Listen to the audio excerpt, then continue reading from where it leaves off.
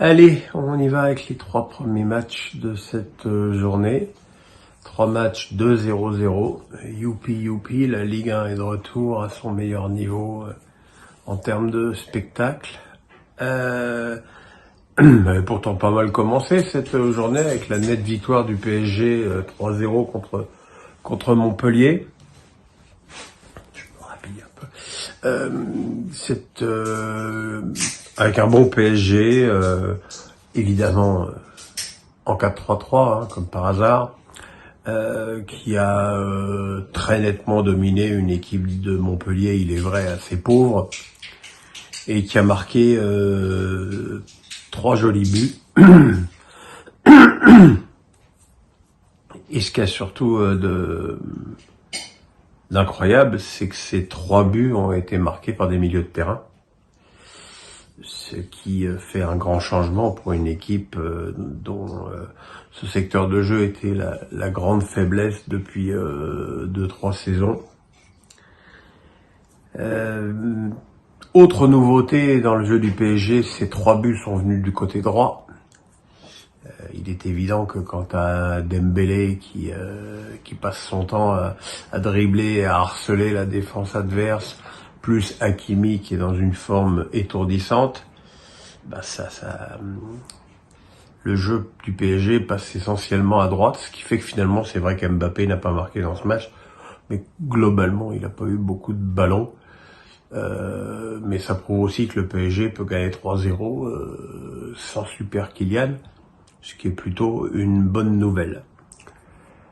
À 17h, finalement, le Lorient-Lens a eu lieu. Alors visiblement, pas trop de tempête, mais bon, évidemment du vent et de la pluie, un peu comme chez moi. À un moment il fait beau, à un moment il pleut, à un moment il y a de l'orage, enfin c'est n'importe quoi. Et un match, deuxième prestation de Lens à l'extérieur avec un deuxième 0-0 et des problèmes offensifs assez récurrents, même si dans ce match il y a eu une belle frappe sur la barre de Sotoka et un très bel arrêt d'Envogo sur une frappe de Wai.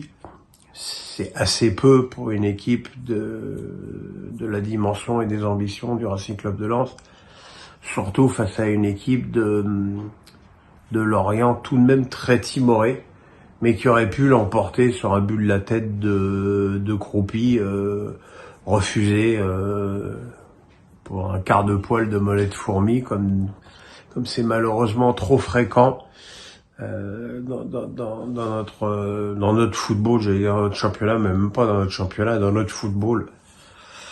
Et voilà, et un match nul qui finalement n'arrange guère aucune des deux équipes. Et puis ce soir, Marseille-Lille, sans supporters lillois finalement. Les supporters lillois n'ont pas fait le déplacement, ça leur a évité de se taper cette purge, avec un match extrêmement pauvre sur le plan offensif, surtout des Olympiens. Alors des Lillois aussi, mais enfin les Lillois, quand tu commences avec Ounas, Cabella et David sur le banc, tu te doutes bien que ça va pas être la fête du string devant en attaque, avec Yazici en poste d'avant-centre et juste Zegrova pour animer le côté droit. C'est évidemment trop peu. Il y a eu quand même ce tir de loin, ce lob de loin de Yazici sur la barre après une relance au pied ridicule de Paul Lopez. Et puis voilà. Et puis les Marseillais n'ont quasiment pas eu une seule occasion dans ce match. Et c'est quand même une prestation extrêmement pauvre sur le plan offensif pour une équipe qui a quand même de telles ambitions. Et Aubameyang ça va pas, et Sarr ça va pas. Harit fait beaucoup d'efforts, mais c'est quand même lui qui a raté la plus belle occasion du match pour les Marseillais. Ndiaye et Correa sont rentrés en fin de match. Il y a vraiment juste que Vitinha, dont on ne comprend pas qu'il soit pas au moins titulaire une fois, pour ne serait-ce que pour essayer, quoi. Donc voilà, on espère que demain, le dimanche sera plus joyeux et plus souriant. Parce que là, autant vous dire que le match 2 et le match 3 de ce début de journée ont été pénibles à suivre. Voilà, le pouce, on s'abonne, bonne nuit, à demain, bye bye.